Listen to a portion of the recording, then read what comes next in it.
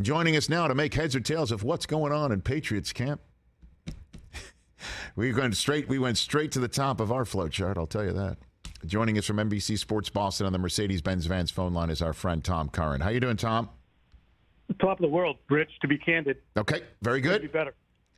Looking down on creation.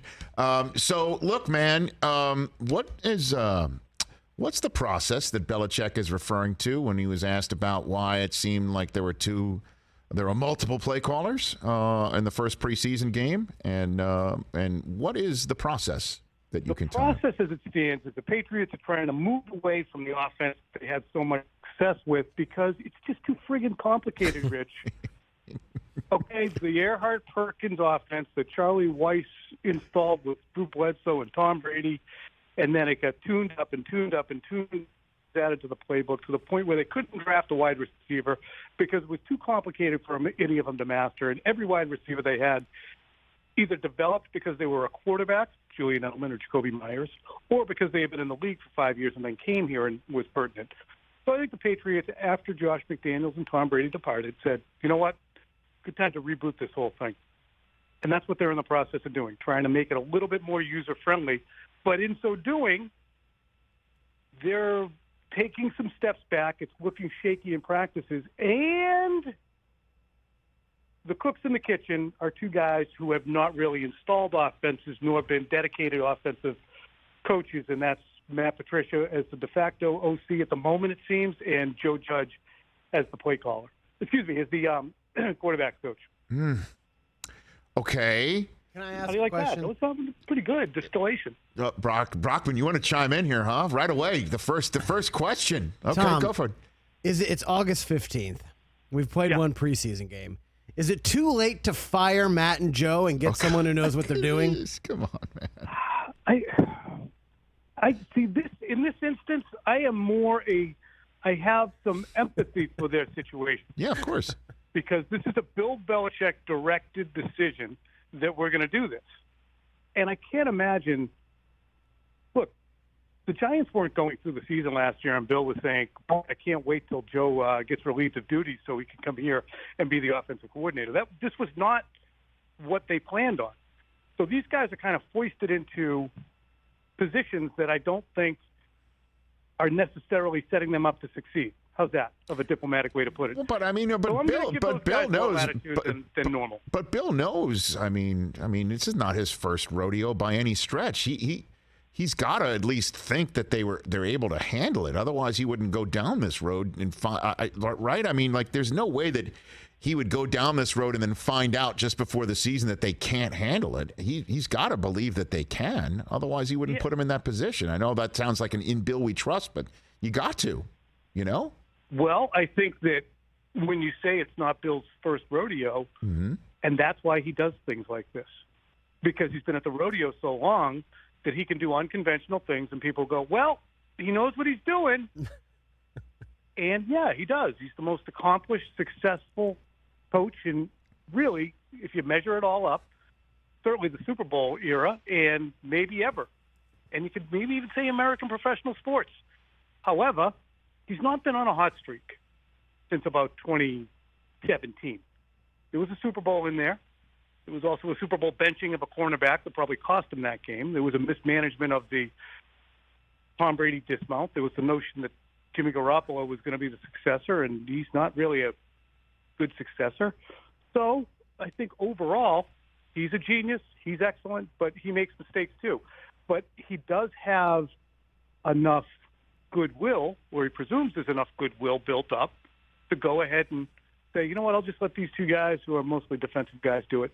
I just look at it and say, would he have ever done this in 2000 or 2001? Said, you know what, I'm just going to put these guys over there and we'll just put it in this whole new offense and see how it goes. Absolutely not. No, of course not. But I guess things are it's a different scenario now, and that's the thing that I think that is really mystifying a lot of Patriots fans, Tom Curran, is that why would he turn to two guys who haven't really done it before? Why would he, although they're very trusted people for him and smart people, why would he turn the keys of Mac Jones at such a crucial part of his career, crossroads, if you will, for his career, to two guys who have not really done that before. They're not known as quarterback whisperers. Can you give me the why of it? The longer Bill goes, the smaller his circle becomes, believe it or not. The hard place to work. The pay is not great. The hours are extreme. The expectations are even more extreme. And when we look at the outflow of whether it be coaches or personnel folks from an already kind of small staff, it's significant. Name guys like Jed Fish, who was a quarterback's coach here for a year, and he left. Bo Hardigree, quarterback's coach. Mick Lombardi. This is in addition to Flores and McDaniels and Patricia and Judge, who left and bounced back. Nick Caley's a tight ends coach right now. He was blocked from leaving. And he probably would have been a good candidate to be play caller or offensive coordinator. But I think the Patriots are concerned. Reportedly, Albert Breer had said this. The Patriots are concerned he's going to leave, so they're not going to entrust him with being the offensive coordinator. So it's a hard place to work. I just don't think Bill has a massive pool of candidates at this point who are beating down the door to come and coach for the New England Patriots. So what is, because today it was asked of Belichick, that was our today's Bill Belichick press conference moment that we played at the end of hour number 2, and he was asked, is it a competition that's going on? And he said it was not a competition between the two gents who were headset wearers when the offense was on the field on Thursday night. So what is it? Why are both guys calling plays? What do you think, Tom? My theory is that Patricia's going to do it until Judge is more attuned to having play calling ability and understanding. See, because Patricia has been a defensive coordinator for many years, so he understands the in-game adjustments and communications that have to go on and the understanding of all that. However, Joe Judge has much more of an offensive background, having both played the position and coached the wide receivers here for a year. So Judge has been studying as a play caller all spring. But instead of putting him throwing him in the deep end of the pool, they're allowing him to kind of apprentice. That's my theory. And I asked Judge about it today, and he said, look, all I can tell you is, and be transparent, is I just come here and do what the head coach wants. So for whatever that gets you. But that's my working theory as to what's going to happen, because Patricia's the assistant offensive line coach as well. Why would they spend time with Joe Judge working on play calling if there wasn't a desire to make him the play caller? Oh, man. This is not inspiring, Tom. It's like a slapping it out there, a vibe to it. And I think the Patriots, remember how Belichick said him and Jimmy Johnson would talk, and they said, you can eliminate all but 10 teams every year from winning the Super Bowl. Teams just aren't well run. They don't have good personnel. They have bad ownership. They're just going to run themselves aground. It's only about 10 teams. And I think the Patriots and Bill Belichick has a belief, look, we're not just rolling it out there. We're giving a full effort. But we're going to walk into 6 to 7 wins anyway. Maybe we'll win 10. I'm sure that they don't believe that they are Super Bowl contenders right now. But I really do think this is a bridge year for 2023 when they have more cap space and they have this offense installed completely and understand what it's going to look like. I really feel like this is a reset year in the same way the Cam Newton year was. Tom Curran, NBC Sports Boston, right here on the Rich Eisen Show.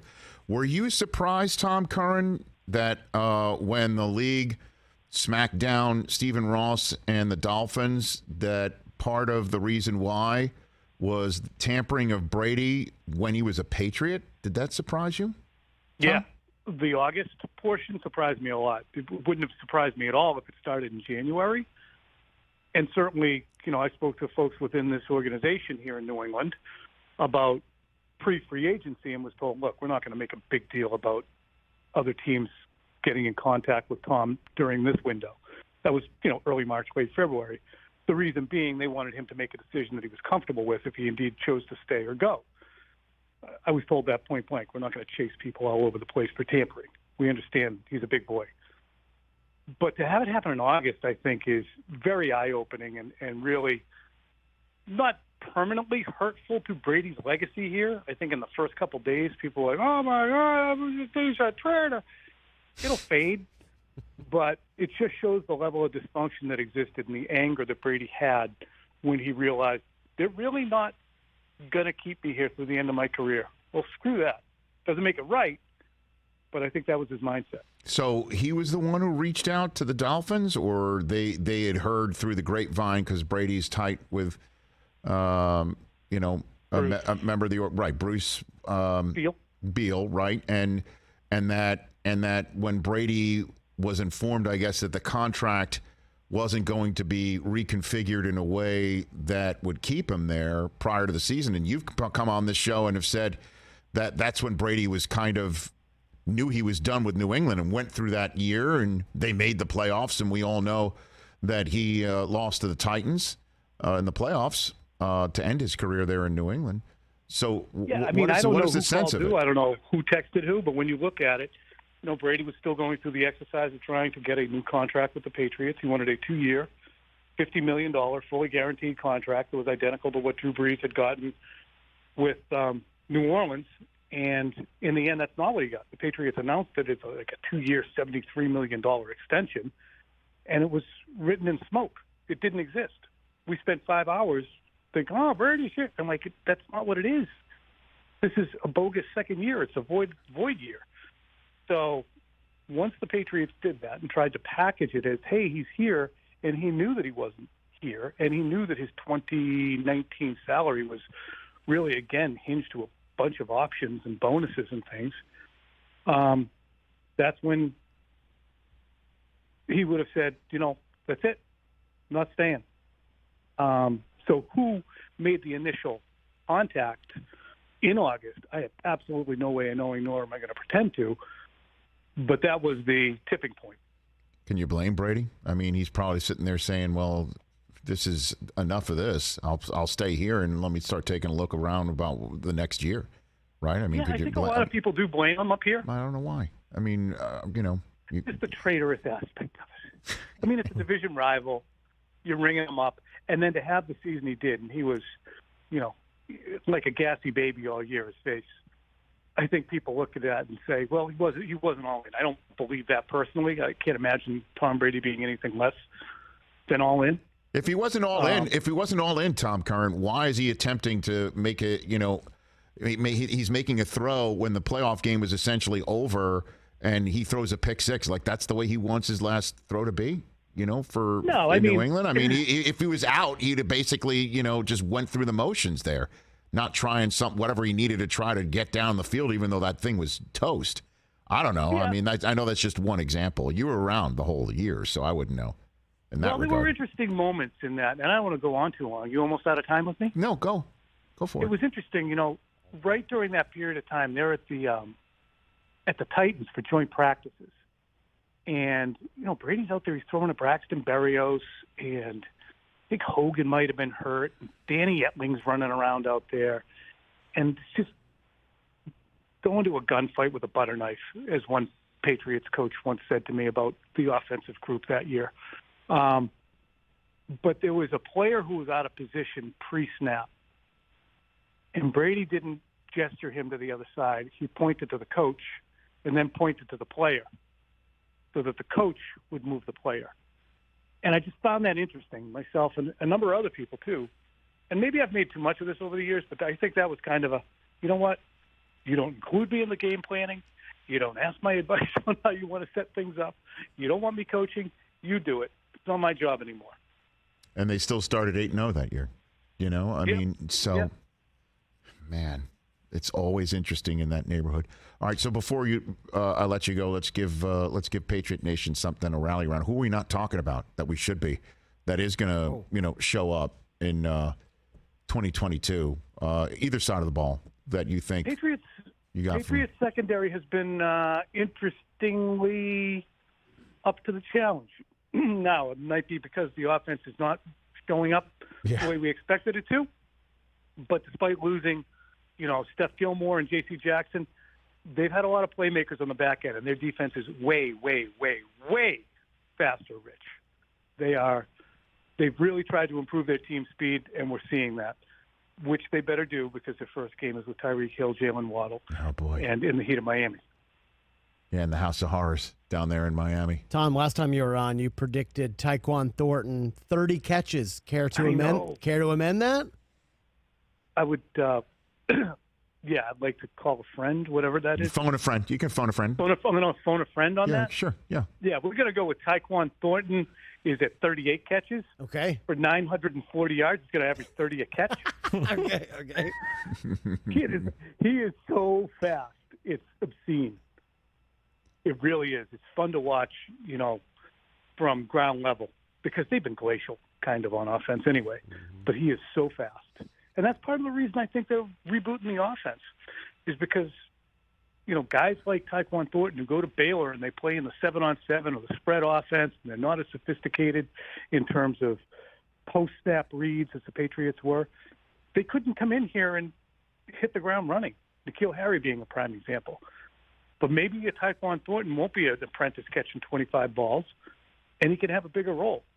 So that's one of the interesting things about the why of the Patriots shift offensively. And it's amazing too, Tom, as I let you go, and I appreciate the time you've given me here, is that if your theory is spot on and accurate, and more than anybody, that something goes. No, seriously, that if Belichick is being criticized, he doesn't know what he's doing. He's got two guys who have never done it before trying it, and this thing's a total disaster, and the team's finished. They should just dissolve out of the National Football League and what have you. But if what you're saying is indeed happening, you got to give it up to Bill to say, I know my offense is really complicated, and it was built over the years for a GOAT, and we handed it off to a rookie who handled it incredibly well, but some of the receivers couldn't. And it's tough when these kids are coming out of college or getting free agents to get up to speed here. Let's start from scratch and let's build up something else for Mac and for everyone else. That's kind of avant-garde for somebody who might be set in his ways. I mean, he's always been forward-thinking and able to morph. We know that, but again, it shouldnd be the chore it is. For no real good reason to not say, you know what, part of our offense is ... and explain it.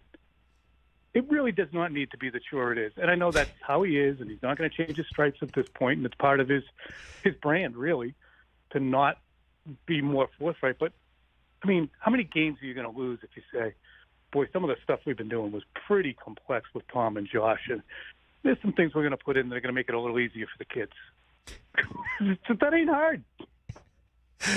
Tom Curran, always appreciate it. I know you're a busy man. Thanks for taking the time, and look for more of my calls. You're the man. Thanks, Tom. Always happy to be on. Thank you, buddy. Right back at you. That's Tom Curran right here. I knew he'd know.